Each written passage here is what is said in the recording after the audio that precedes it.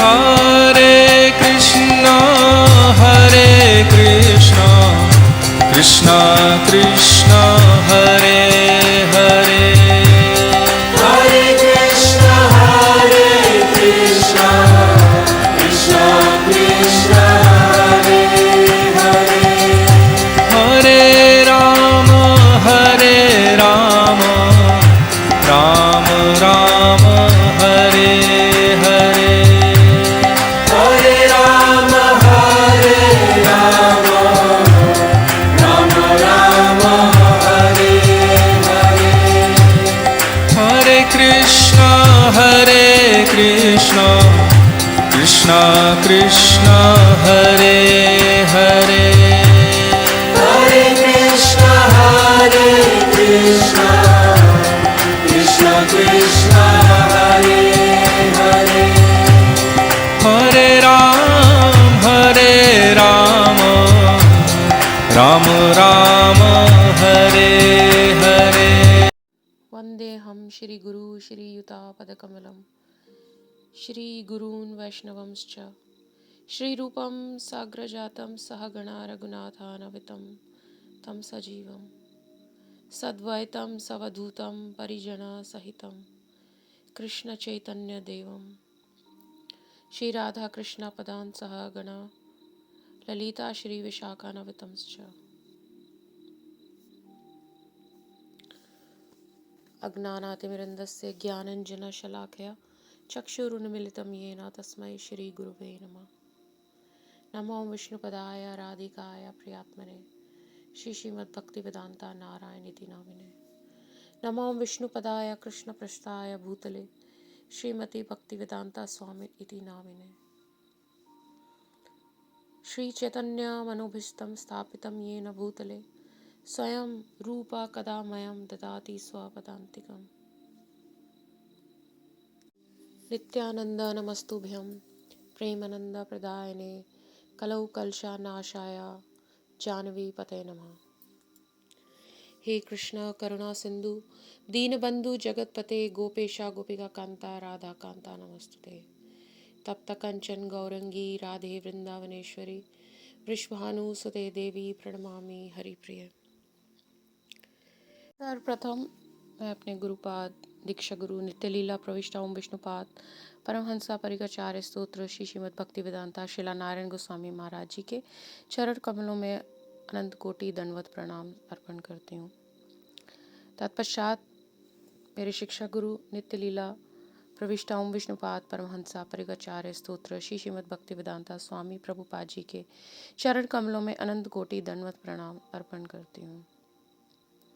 और साथ ही साथ जितने भी साधु संत भक्तों ने मुझे भक्ति में प्रोत्साहन दिया उन सभी के चरण कमलों में अनंत कोटि दंडवत प्रणाम अर्पण करती हूँ। और आप सभी को हृदय से यथा योग्य प्रणाम। सभी को जी कल आने वाली जो एकादशी है वह इंदिरा एकादशी के नाम से कहलाई जाती है। और ये कृष्ण पक्ष की एकादशी है ना। इस एकादशी में विष्णु जी की खासकर पूजा की जाती है ना। जैसे बताते हैं ना कि हर एकादशी में किसकी पूजा की जाती है। जैसे पिछली बारी वामन देव जी थे तो इस बारी अब विष्णु जी हैं। है सब कोई कृष्ण से ही निकल के आ रहे हैं मगर हर मंथ की एज इन लाइक हर एकादशी की अपने एक इष्ट देव होते हैं। तो इस एकादशी के जो इष्ट देव हैं वह विष्णु जी हैं। और ये एकादशी का जो व्रत है ये भक्ति के में आने वाले सभी कष्टों को सभी समस्याओं को दूर कर देता है। और इसकी सबसे बड़ी विशेषता ये है कि ये एकादशी पितरों की मुक्ति के लिए ना सर्वोत्तम मानी जाती है। इसीलिए इस एकादशी से पितरों को मुक्ति मिलती है और दूसरे लोक में उनकी आत्माओं को शांति मिलती है। इस व्रत का क्या महत्व है? पुराणों के अनुसार इंदिरा एकादशी का व्रत करने से भक्त को मृत्यु के बाद भी लाभ मिलता है। इसके प्रभाव से मनुष्य में के जितने भी पाप होते हैं वे सभी नष्ट हो जाते हैं। और इस व्रत से वे उच्च लोकों में चले जाते हैं। जो युधिष्ठिर महाराज हैं वे श्री गोविंद से पूछ रहे हैं ना, विभिन्न प्रकार के प्रश्न पूछते हैं कि आप इसकी विधि बताइए, आप इसका फल बताइए, इस एकादशी को रखने का क्या फल है। तो भगवान कृष्ण उत्तर देते हैं कि इस शुभ दिन को ना जो कोई भी व्रत रखता है ना, उसके सारे प्रकार के पाप नष्ट हो जाते हैं और पितरों को मोक्ष प्रदान हो जाता है। और श्री गोविंद कहते हैं कि हे राजन, कथा ध्यान से सुनो, क्योंकि जो पवित्र इस पवित्र एकादशी के बारे में सुनता भी है ना, उसे महान पुण्य की प्राप्ति हो जाती है। तो बताते हैं श्री गोविंद कि हे युधिष्ठिर, एक बारी की बात है, सतयुग में महिष्मती नाम की एक नगरी थी। वहाँ इंद्रसेन नाम के एक प्रतापी राजा थे, जो बहुत ही शक्तिशाली थे और धर्मपूर्वक थे, अपने राज्य का पालन करते थे। उन्होंने अपने नागरिकों की अच्छी देखभाल हमेशा से की। वे भगवान श्री विष्णु का बहुत बड़े भक्त थे।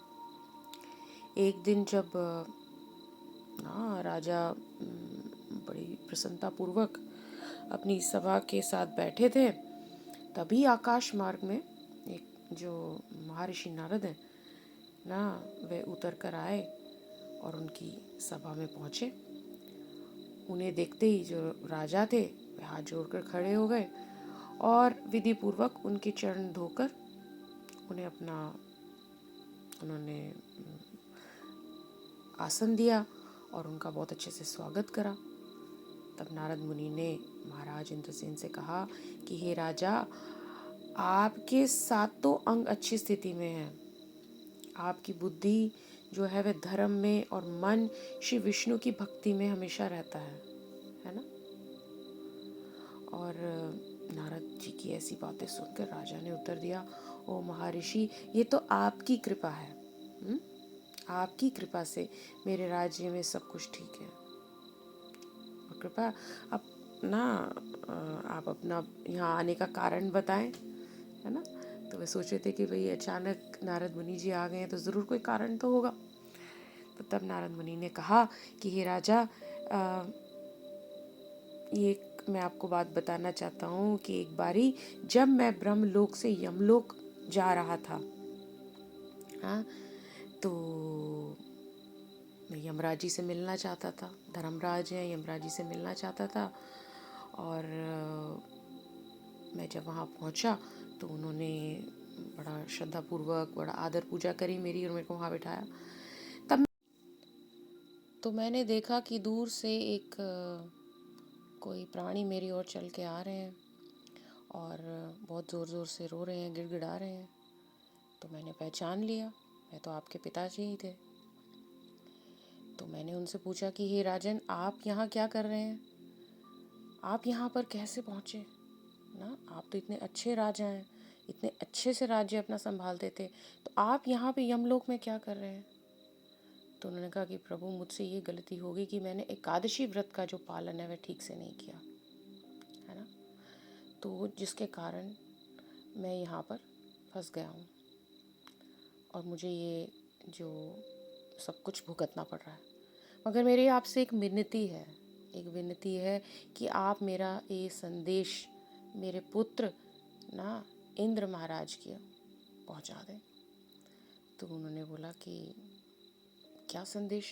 तो उन्होंने कहा, मेरा ये संदेश है कि ये जो आने वाली शुद्ध एकादशी है ना, जो कि कृष्ण पक्ष की एकादशी है, इस एकादशी पे मैं चाहता हूँ कि जो मेरे पुत्र हैं वो अच्छे से पालन करें, उस एकादशी का अच्छे से पालन करें और दान में खूब सारा धन दें।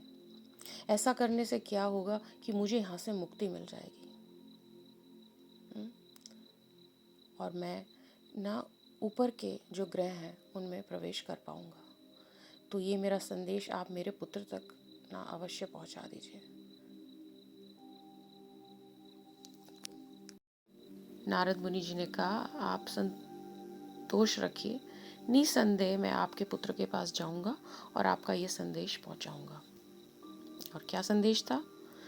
कि वह ये जो कृष्ण पक्ष में आने वाली एकादशी है, उस एकादशी को उपवास अच्छे से रखें ना, रात्रि भर जागरण करें, भगवान का नाम लें, निर्जल एकादशी रखें और क्या करें, दान में धन आदि दें ना, की भेंट करें। तो ऐसा करने से क्या होगा कि भाई ना उनको उत्तम फल मिलेगा, और वो उत्तम फल क्या होगा, उनको मुक्ति मिल जाएगी ना, वह भी भगवान के धाम चले जाएंगे। तो अब नारद मुनि जी ये सारी बातें किनको बता रहे हैं, महाराज राजा को बता रहे हैं। तो राजा ने जब ये बात सुनी तो वह तो बहुत आश्चर्यचकित हो गए। उन्होंने कहा कि क्या मेरे पिता वहाँ पे यमलोक में बैठे हुए हैं, है ना, और मैं यहाँ पे इतना मतलब खुशहाली में रह रहा हूँ। उनको बहुत दुख हुआ ये जानकर कि मुझे इस बात का पता ही नहीं कि मेरे अपने पिता वहाँ पे नरकों में बैठे हुए हैं और मैं यहाँ पे इतने अच्छे से अपना जीवन यापन कर रहा हूँ, अपने राज्य को संभाल रहा हूँ। तो उनको बहुत दुख हुआ। साथ ही साथ उनको इस बात की बड़ी शांति हुई कि भाई ये एक ऐसा संजोग बना कि भाई नारद मुनि जी वहाँ यमलोक में गए और वहाँ उनके पिताजी से भेंट हुई और पिताजी ने संदेश पहुँचाया और एक निवारण भी दिया। तो उन्होंने कहा कि मैं निश्चय ही ये अच्छे से ना, नारद मुनि जी को बोला कि मैं निश्चित रूप से इस एकादशी का बहुत अच्छे से पालन करूँगा, बहुत अच्छे से पालन करूँगा। मैं चाहता हूँ कि मेरे पिता जो हैं वह वहाँ से मुक्त हो जाएं। और ऐसा ही हुआ कि महाराज ने, जो राजा थे, उन्होंने बहुत अच्छे से ना एकादशी के व्रत का पालन करा, निर्जल किया, रात्रि भर जागे, भगवान का नाम लिया, दान में उन्होंने खूब धन दिया। और अगले दिन देखा ऐसा करने के बाद क्या हुआ, ऐसा करने के बाद जो राजा के पिता थे उनको वहाँ से नरकों में से मुक्ति मिल गई और वह उत्तम ग्रह में, लाइक स्पिरिचुअल प्लैनेट्स में चले गए, है ना। और जो राजा इंद्र थे उन्होंने क्या किया, वह तो इतने धर्मनिष्ठ थे ही ना, शासन करने में इतने सक्षम थे। अंत में उन्होंने भी जो राज्य है अपने पुत्र को सौंप दिया और वह भी भगवान की ओर, भगवान के चरणों की ओर अग्रसर हो गए। मतलब कि स्पिरिचुअल वर्ल्ड में ही left for the spiritual world. तो इंदिरा एकादशी रखने के बाद क्या हुआ, देखो इनका इतना पुण्य, इतनी सुकृति अर्जित हुई थी कि एक एकादशी उनको बस अब करनी थी, जिससे कि उनके जो पिता थे उनको भी मुक्ति मिल गई। और कैसा संजोग भी बैठा कि वो बात जी जो निवारण था एकादशी रख के उनको मुक्ति दिलवाने का, वह भी कैसा बैठा कि नारद मुनि जी ने आके उनको संदेश दिया और पूरे परिवार सहित उन्होंने इतने अच्छे से एकादशी रखी। एकादशी के इमिडिएटली नेक्स्ट डे बाद पिताजी को मुक्ति मिल गई और फिर ये भी आराम से इन्होंने अपना अच्छे से जीवन तो जी रहे थे, जैसा कि बता रहे हैं, शासन अच्छा कर रहे थे। अच्छा करके पूरा उन्होंने जीवन अपना ना जीवन का यापन करा और फिर अंत समय में अपने पुत्र को दिया सब कुछ ना, उसको संभालने को दे दिया सारा राज्य, और फिर वह भगवान के धाम की ओर अग्रसर हुए। तो इतनी अधिक है एकादशी की महिमा। एकादशी रखने का क्या फल है, देखिए ये तो सतयुग की कथा है जो श्री गोविंद युधिष्ठिर महाराज को बता रहे हैं। और कलयुग में हमको क्या करना है, हमको हर एकादशी को रखना है और भगवान का नाम जपना है 10 अपराध का ध्यान रखते हुए। इसीलिए क्योंकि अपराध होते हैं, इसीलिए नित्यानंद जी की शरण में रह के हमको नाम करना है। हम बल रह के त्रनादपि सुनिच तरोरपि सहस नूना। ये जो ह्यूमिलिटी है, ये जो दीनता है, इसको हमें जगाना है ना। दीनता को हमको जगाना है, सहन शक्ति को हमको जगाना है। उसके साथ साथ में एक्सेप्ट करना है कि हमसे जो भी हुआ पिछले जन्मों में ना, जो भी जिसका भी परिणाम आ रहा है, वह हमारे ही किए हुए पिछले जन्म में ये कार्य हैं जिनकी वजह से हमको ये परिणाम भुगतना पड़ रहा है। तो वो जो एक्सेप्टेंस है उसके लिए हमको प्रार्थना करनी है, हमको बड़ा एफर्मेटिव होना है, हमको बड़ा पॉजिटिवली इसको लेना है ना। अपने आप को बहुत जोश दिलाना है, अपने आप को बहुत शक्ति देनी है। कैसे? साधु संग में रह के, नाम करते हुए, साधु संग में, उच्च श्रेष्ठ का साधु संग।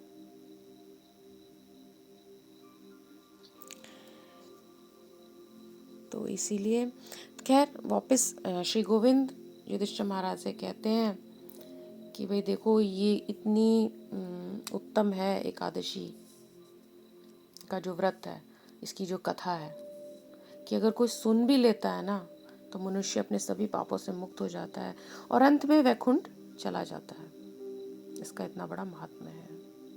खासकर क्योंकि इंदिरा एकादशी की बात हो रही है तो वह इंदिरा एकादशी की बात बता रहे हैं कि इंदिरा एकादशी की महात्म्य इतना उत्तम है कि इसको सुनने से, इसकी कथा सुनने से ही मनुष्य का कल्याण हो जाता है ना। तो इसीलिए मैं फिर से आप लोगों से अनुरोध करूंगी कि आप ये जो कथा है ना सब जगह पहुंचाएं, चाहे कोई एकादशी का व्रत रखता हो या ना रखता हो, सब तक पहुंचाएं। जहां आपकी चलती हो वहां तक आप ये ज़रूर बात पहुंचाएं कि किसी भी बहाने से लोग कथा को सुने। कथा सुनने से ही इतना कुछ मिलेगा। ये जो कथा थी वो तो काफ़ी ब्रीफ थी, पर अब उसकी महात्म्य को तो अच्छे से समझ लिए।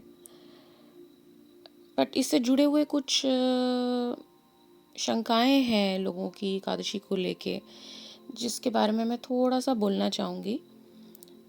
स्पेशली जो नए लोग हैं, जो अभी डिवोशन में भी नहीं है बट फास्टिंग करना चाहते हैं, ताकि उनको अगर कुछ यहाँ से आंसर्स मिल पाएँ तो ना वो थोड़ा पॉजिटिव हो जाएंगे और भी एकादशी के व्रत को लेके। पहला तो ये कि लोगों के अंदर ये एक बहुत गलत धारणा है कि जो एकादशी का व्रत है उसको रखने से उनमें बहुत कमज़ोरी आ जाएगी, विटामिन्स, न्यूट्रिशन सब कुछ चला जाएगा और कैसे रखें। तो इसके बारे में मैं बहुत पहले भी बता चुकी हूँ, बट क्योंकि नए नए लोग सुनते हैं और कौन सी उन्होंने एकादशी कथा सुनी तो पिछला उनका मिस हो जाता है। तो मैं इस एकादशी में बताना चाहती हूँ, इस कथा में ये बताना चाहती हूँ, इस रिकॉर्डिंग में कि एकादशी आपको इस तरीके से नहीं रखनी है कि आप अपने शरीर को कुछ खाने को ना दें, कुछ पीने को ना दें या विश्राम ना करें। मैं सिर्फ नए लोगों की बात कर रही हूँ जिनका भी कोई भाव नहीं है, बस वो इसलिए सुनते हैं कि एकादशी का व्रत रखना चाहिए तो वो रखने का सोच रहे हैं। उन्हीं लोगों के लिए बता रही हूँ कि they don't have to worry about starving from food. बस उनको ये ध्यान रखना है कि जो भी एकादशी में अलाउड है सिर्फ वह पदार्थ ही वह इस्तेमाल करें अपनी कुकिंग में ना, प्रसाद बनाने में, भोग बनाने में, ठाकुर जी को भोग लगाने में। और उसमें बहुत सारे विभिन्न प्रकार की वैरायटी है, उसके लिए आपको बिल्कुल भी स्टाफ नहीं करना पड़ेगा। कुछ लोग तो इतना कहते हैं कि एकादशी के दिन फास्टिंग नहीं फीस्टिंग हो रही है, तो फिर कमज़ोरी की क्या बात। तो इस भ्रम से आप उठ जाइए ना कि भाई एकादशी अगर आई है तो हमें पूरा निर्जल करना पड़ेगा या हम भूखे नहीं रह सकते, हमारे को ना हेल्थ प्रॉब्लम्स हो जाती हैं। ऐसा कुछ नहीं है। अगर आप पूरा दिन पाते रहें ना एकादशी, बस एकादशी प्रसाद लें और अपने मनपसंद आप चीज़ें बनाएं तो आप एकादशी बहुत अच्छे से रख सकते हैं। देखिए ये सारी बातें क्यों आती हैं, शंकाएं क्यों आती हैं, क्योंकि हमारे को अभी ज्ञान नहीं है। हमको इस बात का ज्ञान नहीं है कि अगर हम एकादशी का व्रत नहीं रखेंगे तो हमारे अंदर 11 प्रकार के घिनौने पाप अन्न के मात्र से चले जाएंगे ना। हमको इस बात का, हमें एक्चुअली इन चीज़ों पे विश्वास ही नहीं है। डर की बात तो दूर, ज्ञान की बात तो दूर, हमें यही नहीं पता है कि ये जो ज्ञान आ रहा है ये सही में है कि नहीं है, क्योंकि आजकल दुनिया में इतना ज़्यादा ज्ञान मिल रहा है ना। तो इसीलिए हमेशा आपको प्रमाणिक जो संप्रदाय है हमेशा वहीं रेफ़र करना चाहिए, जो कि मैं पहले भी एक बना चुकी हूँ। मैंने शेयर करा हुआ है एक सेशन उसके ऊपर, प्रमाणिक संप्रदाय पता नहीं शायद किसी कथा में आया है या अलग से बनाया है कि 4 प्रामाणिक संप्रदाय हैं, वो जो भी बताते हैं उसी से जुड़ा हुआ आप हमेशा फॉलो कीजिए, नहीं तो किसी की बात में भी आकर आप गलती से ना कुछ भी कर जाएंगे, जिसका फल आपको बहुत भुगतना पड़ेगा। इसीलिए जो भक्त लोग हैं, जैसे हरे कृष्णा के जो भक्त लोग हैं या जो भी प्रामाणिक संप्रदाय से हैं या कुछ भी अच्छा भगवान का नाम लेके कर रहे हैं, लोगों को बचाने की कोशिश कर रहे हैं, तो वे आउट ऑफ कंपैशन ही आपको हेल्प करना चाहते हैं। मगर आपके अंदर तब तक विश्वास नहीं आएगा जब तक आप भगवान से प्रार्थना नहीं करेंगे कि ये प्रामाणिक संप्रदाय क्या है, ये जो भक्त हैं वहाँ के इन प्रामाणिक संप्रदायों से जुड़े हुए हैं, ये क्या मतलब बताना चाह रहे हैं। तो इसीलिए कृपा करके आप उन्हीं लोगों को रेफ़र करें जो इन संप्रदायों से जुड़े हुए हैं, उन्हीं ऑडियोज़, वीडियोज़ या जो भी मैसेजेस हैं उन्हीं को रेफ़र करें जो वैलिड हैं। अदरवाइज़ आपका ज्ञान ना अनुचित हो जाएगा और आपको आपके हाथ कुछ नहीं लगेगा। आपको जाना कहीं और है, आप जाना कहीं और चाहते हैं और आप कहीं और पहुंच जाएंगे कोई गलत सूचना पकड़ के। कहीं गलत जगह से जहाँ से ये मैसेजेस आ रहे हैं उनको आप पकड़ के कहीं और ही पहुंच जाएंगे। इसीलिए इट इज़ इम्पॉर्टेंट कि आप सही डिवोटीज़ से ना या सही ऑडियोज़ जो संतों से आ रहे हैं, जो सही प्रामाणिक हैं, जो प्रामाणिक भक्तों के द्वारा आ रहे हैं या ग्रंथों के द्वारा आ रहे हैं, प्रामाणिक जिनके परपॉट्स लिखे हुए हैं, उन्हीं को आप रेफ़र करें। उसमें साफ साफ बताया गया है ना। और प्रार्थना करें सबसे पहले भगवान से कि हमारे को इनमें विश्वास दें। अगर हमें विश्वास नहीं हो रहा, हम इन पे विश्वास करके ना फॉलो करें। तो उसमें साफ साफ बताया गया है कि जो कोई भी एकादशी तिथि का पालन नहीं कर रहा 8 साल से लेके 80 साल तक, उसको नरकों को भुगतना पड़ेगा। और ये जो कथा है उसमें भी देख लीजिए, कथा भी ये पूरी प्रामाणिक है, पूरे ग्रंथ से ली गई है, वैलिड ग्रंथ से, है ना। तो इसीलिए जब इतना बड़ा हमको भुगतान देना पड़ेगा, उसके आगे क्या ये मतलब हम छोटा मोटा बलिदान नहीं कर सकते। और बलिदान भी क्या है, फीस्टिंग हो रही है ना। कोई बलिदान ही नहीं है, हम तो फीस्ट कर रहे हैं। क्या क्या नहीं पा सकते हैं हम एकादशी में। आप उन भक्तों से पूछिए जो लोग अपने गृहस्थ आश्रम में इतना कुछ बना रहे हैं, या मठों में जाइए, वहाँ देखिए क्या क्या ट्रीट मिलती है ना। तो ये जो निर्जल है, जो अपने भगवान का नाम लेते रहें, हर पल निर्जल रहें, रात्रि भर जागरण करें, ये तो उन लोगों के लिए जो लोग आगे भक्ति मार्ग में बढ़ना चाहते हैं। मगर जो लोग सिर्फ अभी यही सोच रहे हैं कि एकादशी का व्रत रखना है, क्योंकि उनके सुनने में आया है कि एकादशी का व्रत रखना अच्छी बात है, वह इस तरीके से पापों से मुक्त हो सकते हैं, तो वह लोग इतना ज़्यादा मतलब ना मतलब परेशान ना हो, चिंतित ना हो इस बात को लेकर, क्योंकि साफ साफ बताया गया है कि आप एकादशी के दिन में मेडिसिन ले सकते हैं, एकादशी के दिन में आप पूरी फीस्टिंग कर सकते हैं। बस इस बात का ध्यान रहे कि एकादशी में जो पदार्थ अलाउड है सिर्फ आप वही लें, है ना, उसके अलावा नहीं तो आपको बहुत कुछ सफ़र करना पड़ जाएगा। और दूसरा एक ये नया चक्कर है, पहले भी मैंने बताया, इंडिया में उद्यापन का बड़ा चक्कर है। This is all again coming from very invalid source of information. Invalid. कितने लोग आप टेलीविज़न पे देखते हैं, बड़ा कुछ बोलते हैं, बड़े पॉपुलर हैं, बड़ी जनता उनको फॉलो कर रही है। प्लीज़ आप ऐसे मत भड़किए, ऐसे आप मत प्रभावित हुए, क्योंकि वो लोग इजी चीज़ें बताते हैं, कुछ मतलब हट के लगती हैं।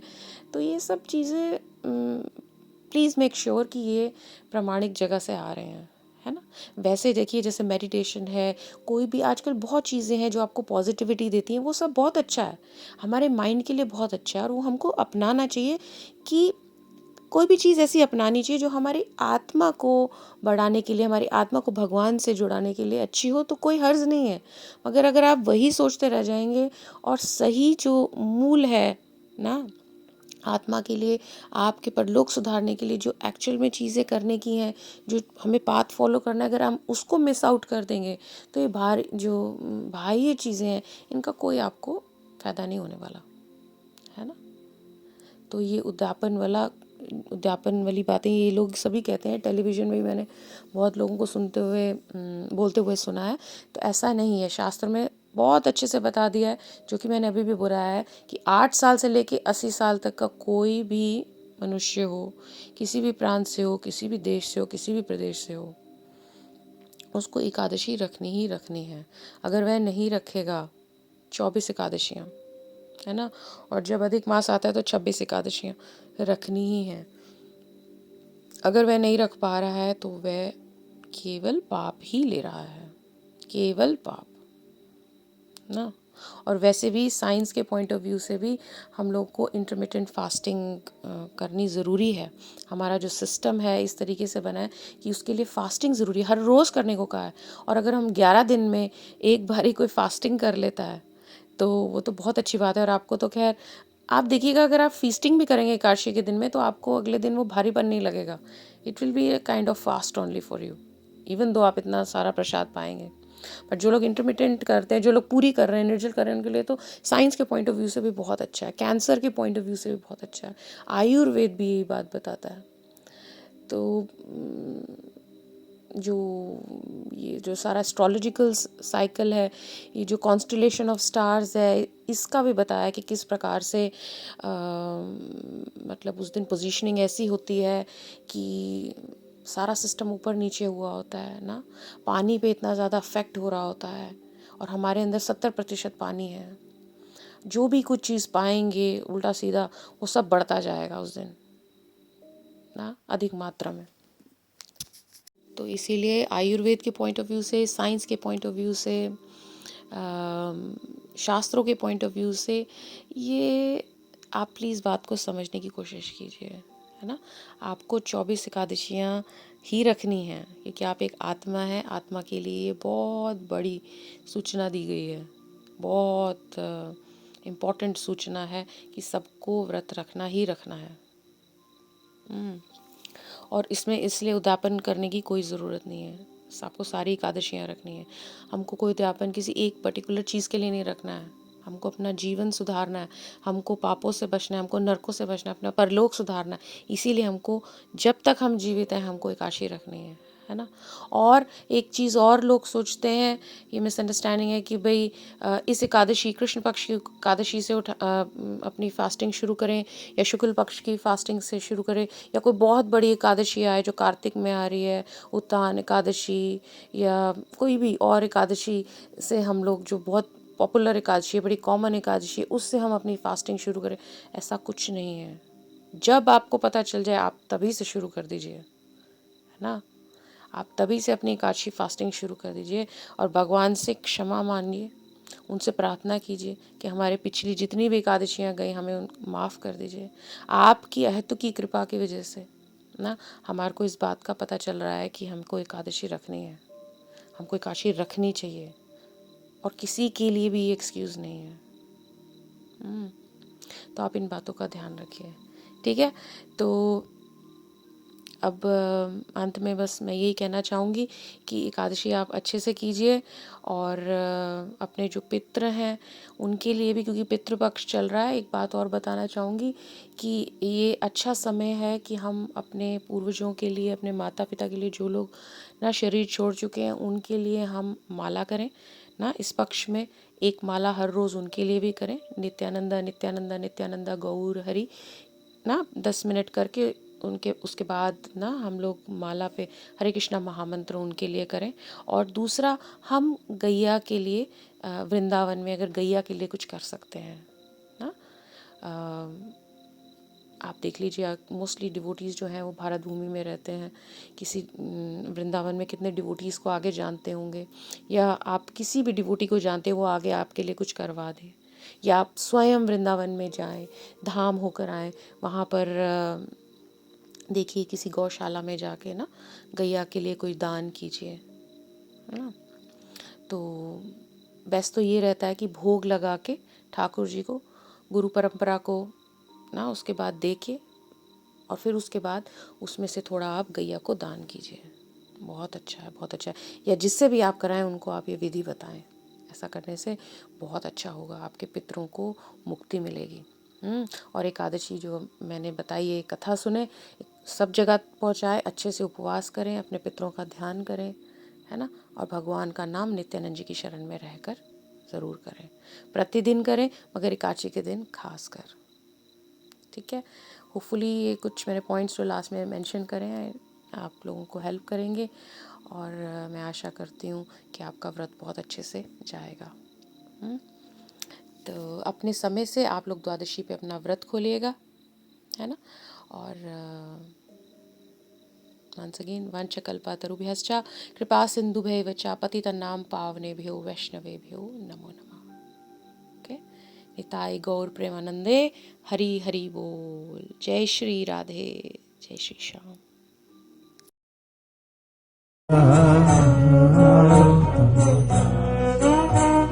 बोलो कृष्ण कृष्ण हरे हरे, हरे कृष्ण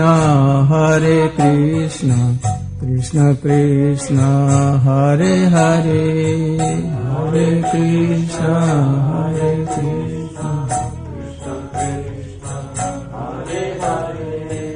हरे राम राम राम हरे हरे,